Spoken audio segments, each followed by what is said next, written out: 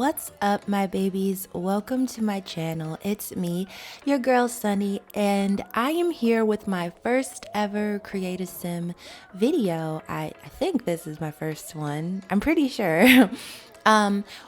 So I wanted to start a new challenge. Shout out to my girl Living Dead Gal. I appreciate you so much. You have brought so much joy to my Sims gameplay just by being inspired by you and encouraged by you. So I appreciate you so much. And you are inspiring me to do this Whimsy Stories Legacy Challenge after watching yours. And you also introduced me to Miss Lollipop Sims. So I'm excited to try this challenge that they are playing because I absolutely adore the eco living pack. There are parts that I don't like the neighborhood action plans when I'm not trying to play the eco lifestyle. The neighborhood action packs or plans can get super annoying. But since my goal is to kind of create a eco world with this family, I'm excited to play with that. If you hear construction in the background, I am so sorry. But yes, so another exciting aspect about this family in particular is that they're going to represent the LGBTQIA community to the best of my ability. I noticed that a lot of my Sims Let's Plays are extremely heterosexual, and I'm not even heterosexual, so that's pretty interesting. Yo, this construction is about to send me through the roof. I'm excited to play this Let's Play a little closer to my reality of what my life would look like if I did start a family and things like that. I won't get too detailed into what we're going to do, but it works out perfectly, especially looking ahead at the second generation.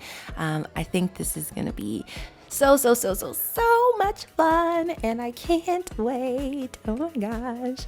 But yeah, so this is our sim that we are creating here, and I just wanted to give her like a really kind of different vibe than my other Sims. If you watch my other Let's Plays, my Sims kind of all look similar. So I tried to change, her body type and her face structure to be something that I usually don't do. I think I'm always modeling my Sims after myself without really knowing it. So I wanted to make her just, her own person and a little bit, not necessarily like rustic. I don't know the word that I'm looking for, but she's homeless. So the first generation is homeless. So I didn't want to make her look too put together, I gave her the same outfit pretty much for every occasion because she's homeless. She doesn't have, multiple things to wear, and I got that inspo from Living Dead Gal, because knowing me, I probably would have put her in 7 different outfits because I just don't think. But yeah, so that's what we're gonna do with that. And if you are not aware of the Whimsy Stories Legacy Challenge, I'll just go ahead and go over the rules here. So it says, Gen 1, without a home but not without love. Our story begins, as most stories do, with endurance. You are homeless. You've gone out into the world with nothing but a tent and a dream.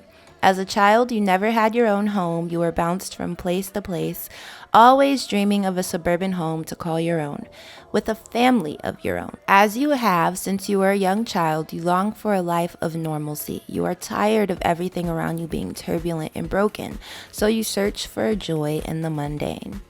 Life is lonely at first, but fortunately, you find love with another homeless Sim.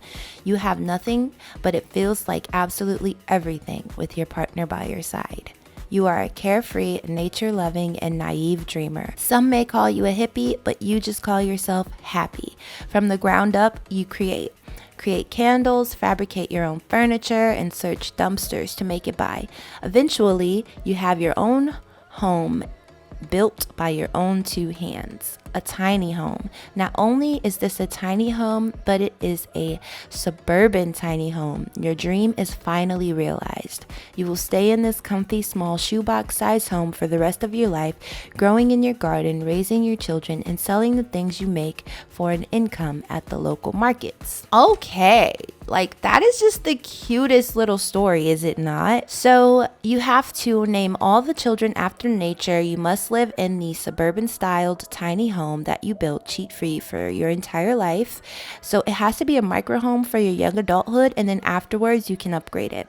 You have to foster a healthy garden, be a plant parent, and the creator says, this house is full of plants, which surprisingly fit in 32 tiles.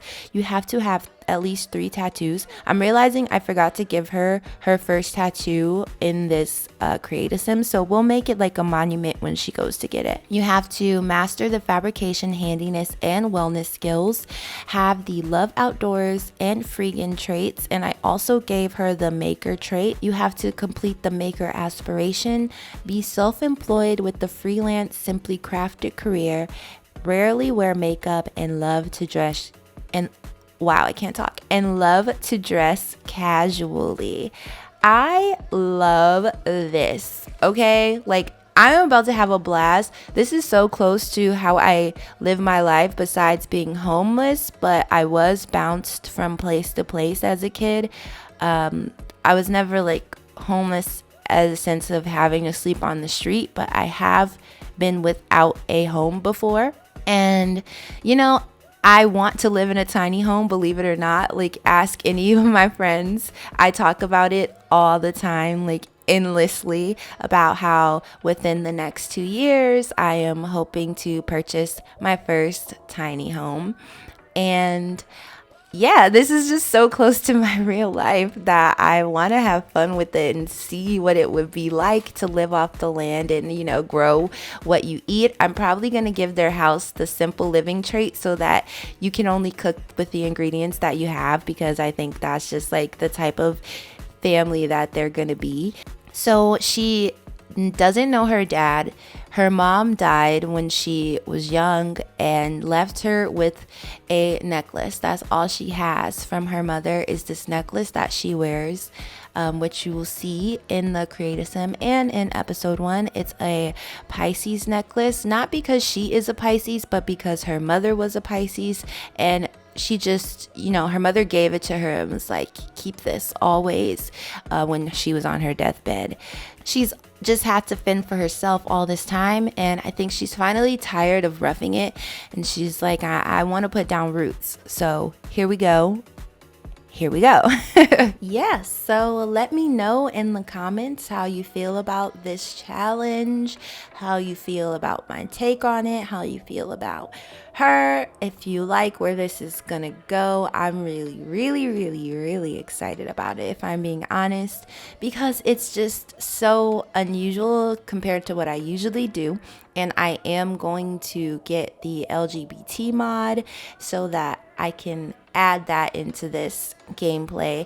I probably won't add it into my other stories just because I have so many elements happening in those already. I don't want to make creating relationships that much harder by having everyone questioning their sexuality. So I'm going to use it in Whimsy stories solely. This is going to be our LGBT Let's Play. Okay, guys? So we're going to get into all of the topics that we can cover. I want to do some adoption. I want to do some what's the other one called?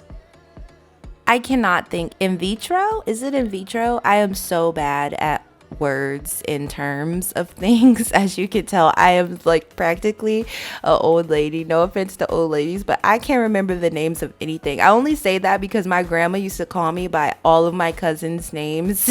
Even though I knew she was talking to me, I would just respond. But yeah, I can never remember the correct name for things. But yeah, I want to get into what it looks like to start a family when it is a same-sex couple. I want them to have same-sex couple friends. I want their kids wants to be questioning their sexuality, you know, like, do I have to be gay because my parents are? Just so many fun ways that we can take this. I think it's going to be great, and I'm really excited to see what types of Sims we get out of this little Let's Play. And I think it's going to be a heck of fun. Just let me know in the comments. Yeah, if you haven't subscribed already, make sure you go ahead and do that if you want to see what happens. You know, maybe even hit a little notification bell. I don't know. But thank you so much for tuning in. As always, stay real, stay true, and love you for you, boo. Bye.